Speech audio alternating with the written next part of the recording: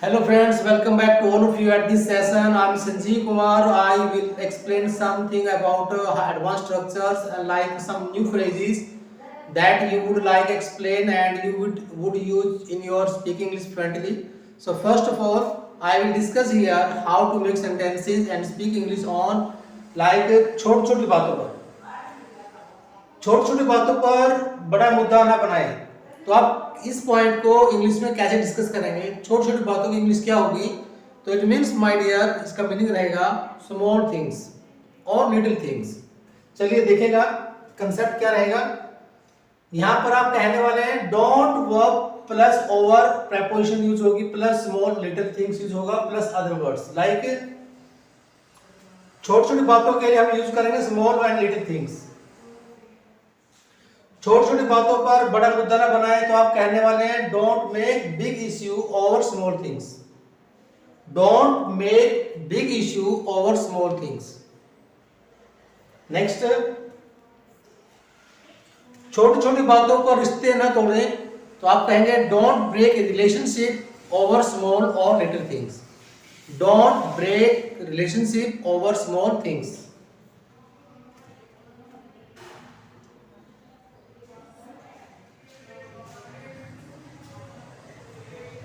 Next, तुम छोटी छोटी बातों में गुस्सा हो जाते हो। तो गुस्सा होने का मीनिंग है, क्योंकि लास्ट वीडियो में मैं आपको एक्सप्लेन कर चुका हूं, जब आपकी सिचुएशन चेंज होती है, जब आपका मूड चेंज होता है, तो इट मीन्स वहां पर आप यूज करते हैं गेट।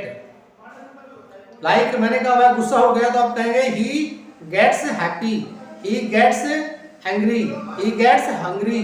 वह भूखा हो गया, वह गुस्सा हो गया, वह संतुष्ट हो गया, वह खुश हो गया। इट मीन्स इन सब के अंदर मूड चेंज हुआ है, तो आप मूड को चेंज करने के लिए यूज करेंगे get. Like you get angry over more things. More things means आप यहां पर लिखने वाले हैं मोर थिंग्स, यहां पर रॉन्ग होगा, तो छोटी छोटी बातों के लिए आप लिखेंगे स्मॉल थिंग्स या फिर little things.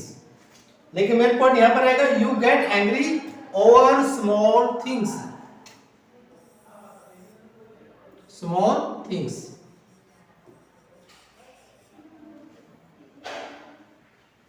Next will be वह छोटी छोटी बात पर चिढ़ जाती है, तो मूड चेंज हुआ तो आप यूज करें get. She gets offended over small things. She gets offended over small things. Let's see next. तो यहां पर कुछ पॉइंट ऐसे भी डिस्कस करेंगे बातों ही बातों में, इन सबको हम कैसे यूज करने वाले हैं। Let's see. मेरे घर वाले छोटी छोटी बात पर बिगड़ जाती है, तो आप कहेंगे my wife gets offended over small things.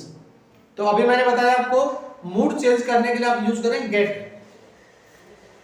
Next, मैं अपनी पत्नी को बातों ही बातों में मना लेता हूं, नोट मान लेता हूं। तो answer will be my wife gets into my words, यानी कि मेरी वाइफ मेरी बातों में आ जाती है। इट मींस मैं उनको कन्विंस कर लेता हूं। फिर आप कहेंगे मैं उसकी बातों में आ गया, it means I was taken in by his words. या तो मैं उसकी बातों में आ गया या फिर उसने मुझे अपनी बातों में फंसा लिया, तो हम कहेंगे I was taken in by his words. Let's see. So this will be over small और little things. But I would like to explain about how to speak English and without translations. That will be you have to use or sentences. You have to use phrases or sentences like small things, little things, get angry, है ना? इन सबको use कीजिए और sentences में और sentences बनाइए और बोलिए, तो आपको फील होगा कि after that you will feel relaxation in speaking English fluently. You don't think I have to speak English and I have to learn some more sentences and or I have not joined any academy for speak English. You just focus on your contents and speak English without hesitation and without learning phrases, sentences or speaking English book. So focus on the contents and make such sentences on small things and comment in the comment box.